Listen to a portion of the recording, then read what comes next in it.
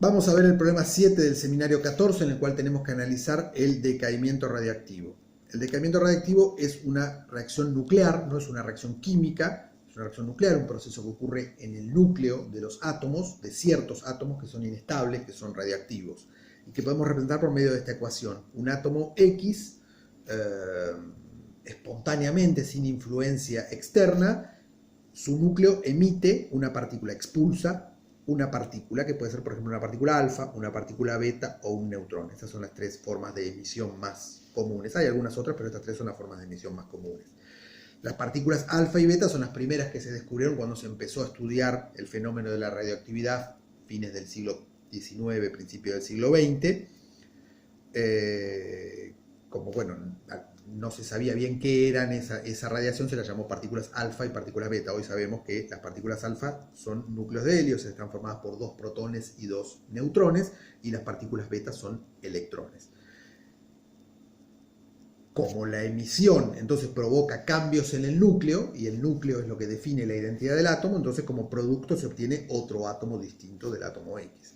¿Qué es lo que define la identidad de un átomo? Bueno, principalmente el número atómico, que es el número de protones, que es lo que define de qué elemento se trata, ¿no? Y en segundo lugar, el número másico, que es la suma de protones más neutrones, que es el número másico define, bueno, la masa de ese átomo y define de qué isótopo se trata. Entonces, la emisión de partículas alfa, beta o neutrones u otras partículas provoca cambios en el número atómico o en el número másico o en ambos, y por eso se obtiene un átomo distinto, un átomo de distinto elemento o un disótopo del mismo elemento. Acá tenemos 3 ejemplos de esas, justamente de esas 3 emisiones que hemos mencionado. El isótopo carbono 14, que es el único isótopo radioactivo del elemento carbono, el único isótopo natural radioactivo del elemento carbono, sufre esta reacción de decaimiento beta, o sea, el núcleo de carbono 14 emite una partícula beta, y por lo tanto su número atómico aumenta en una unidad, su número másico no cambia, pero su número atómico aumenta en una unidad y se transforma en nitrógeno 14. Esta emisión beta es típica de los núcleos livianos. En cambio, los núcleos pesados, como el de uranio 238, decaen por emisión alfa. O sea, el núcleo de uranio emite una partícula alfa y por lo tanto el producto se transforma en este otro átomo, porque su número atómico disminuye en 2 unidades y su número másico disminuye en 4 unidades, por lo tanto se transforma en torio 234. Observemos entonces que las reacciones nucleares transforman un átomo, un elemento, en otro. Esto nunca sucede en las reacciones químicas. Las reacciones químicas nunca cambia el elemento, porque las reacciones químicas no afectan al núcleo, no cambian el número atómico. Las reacciones químicas afectan solo a los electrones. Pero las reacciones nucleares afectan al núcleo y por eso podemos obtener, a partir de un elemento, obtener otro elemento.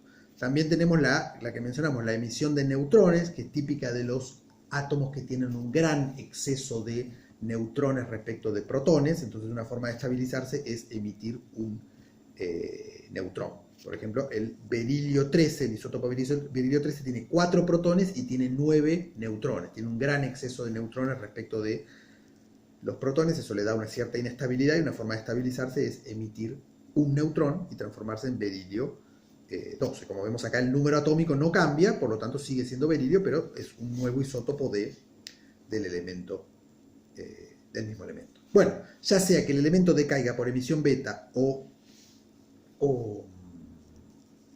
alfa o por emisión de neutrones, el número de átomos del elemento radioactivo va disminuyendo con el tiempo. O sea que lo que va ocurriendo es algo así. Si representamos ese átomo radioactivo X con una bolita negra y el producto, que es el Y, con una bolita roja, bueno, esa sería la situación inicial, donde tenemos un conjunto de átomos del elemento de X, y a medida que transcurre el tiempo vamos teniendo cada vez menos átomos de X, cada vez menos bolitas negras y más rojas. El número de átomos de X disminuye con el tiempo a causa de este proceso, o el que sea, pero siempre va el n, que es la función matemática, n es el número de átomos del elemento X, es una función decreciente. El número de átomos siempre va disminuyendo con el tiempo a causa de alguno de estos procesos de decaimiento. Entonces nos interesa estudiar la cinética de ese proceso. Bueno, la cinética es bastante sencilla. Todas las reacciones de decaimiento radioactivo son siempre de primer orden. Son de primer orden porque no dependen de mecanismos complicados de choque entre 2 o más átomos o cosas como esas. Es un proceso que le ocurre individualmente a cada átomo y es independiente de la temperatura, de la presión, de los choques con otros átomos, de de los enlaces, es algo que le ocurre individualmente al núcleo de cada átomo. Entonces, por eso son siempre de primer orden. De primer orden, matemáticamente, significa esto, que la velocidad de decaimiento, la velocidad la representamos con una derivada, la derivada del número de átomos respecto del tiempo, ponemos un signo menos porque esa derivada es negativa, entonces para transformar una cantidad positiva le colocamos un signo menos adelante. La derivada del número de átomos es igual a una constante por el número de átomos elevado a la 1. O sea, matemáticamente lo que estamos diciendo es que esa función matemática, n es una función matemática del tiempo, n, el número de átomos es una función matemática del tiempo que, derivada respecto del tiempo, es igual a una constante por la misma función. O sea, una función que al derivarla nos da la misma función multiplicada por una constante. ¿Cuál es esa función? La función exponencial. La función exponencial es la única función matemática cuya derivada es la misma función multiplicada por una constante. Entonces, esa tiene que ser la forma matemática de la ecuación que define el número de átomos en función del tiempo. Una constante por una exponencial decreciente. ¿Esa a que pusimos como constante tiene algún significado físico? Sí, ahora lo vamos a ver. Si a t le damos el valor 0, el tiempo 0, entonces nos quedaría que n es igual a por e a la 0 es 1, o sea que n a tiempo 0 es igual a a, o sea que a es el número inicial de átomos, es el número de átomos de x a tiempo 0. Y ahí tenemos entonces la función matemática que define el número de átomos en función del tiempo. Es igual al número de átomos inicial por una exponencial decreciente, por e a la menos k por t, donde k es la constante de decaimiento. En la bibliografía muchas veces vemos que esa constante de decaimiento, cuando se trata de procesos radioactivos, no se emplea la letra K, sino la letra griega lambda. Bueno, sea como sea, K o lambda lo que representa es la constante de decaimiento. Y tiene unidades de tiempo a la menos 1, segundo a la menos 1, día a la menos 1, año a la menos 1, etc. La función matemática es igual para todos los átomos radioactivos, la función matemática que describe el decaimiento. Lo que cambia de un átomo a otro es la constante, que puede tener valores muy pequeños o muy grandes. Un valor muy pequeño significa que decae muy lentamente. El número de átomos va variando, pero va variando muy lentamente. A veces puede llegar a demorar años en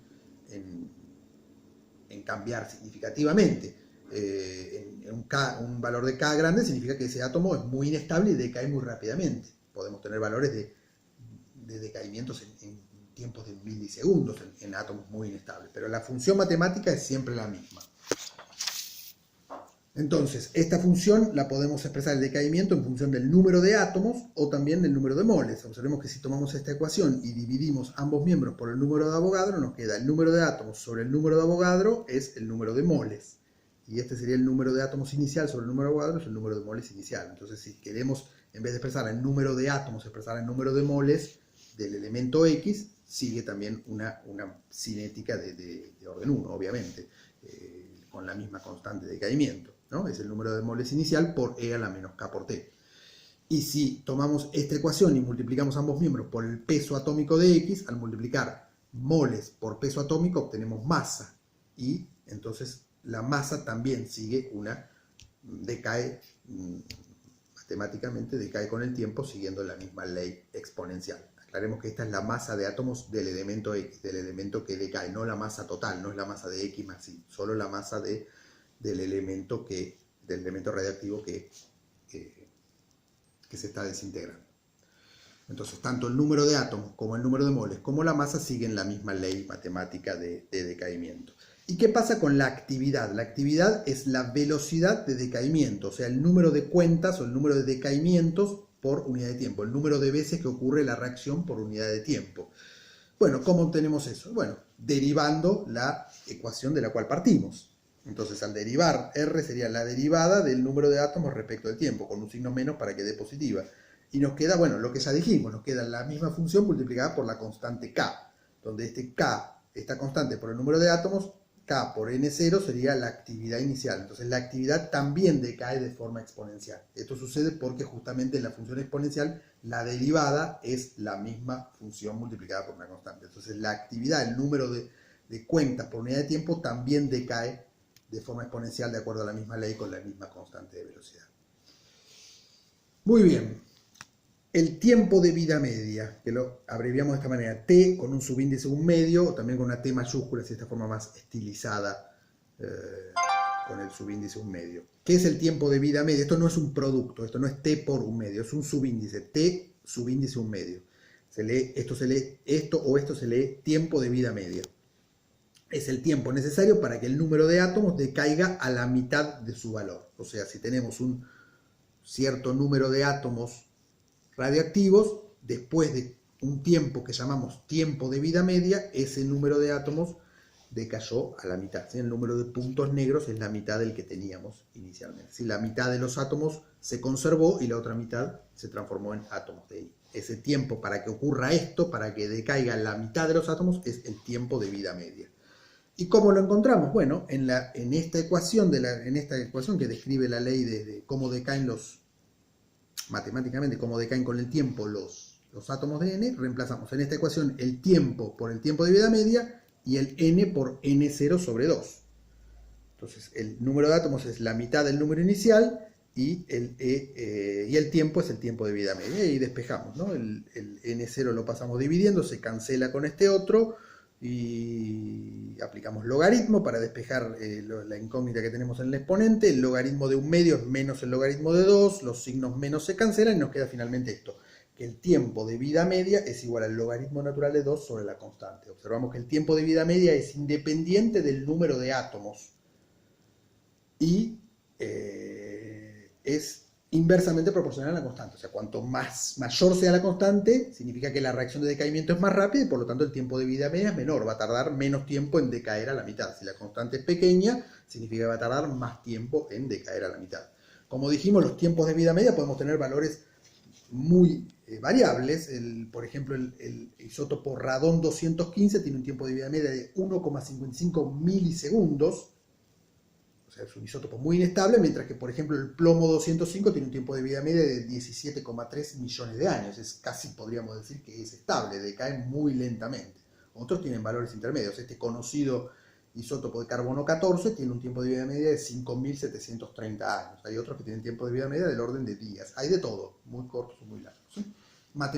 Gráficamente lo podemos representar de esta manera, ¿no? El número de átomos en función del tiempo decae exponencialmente. Si este es el número inicial, el tiempo necesario para que el número decaiga a la mitad es el tiempo de vida media. Y luego de otro tiempo de vida media, el número de átomos decae a la mitad de la mitad, o sea, a la cuarta parte de su valor inicial.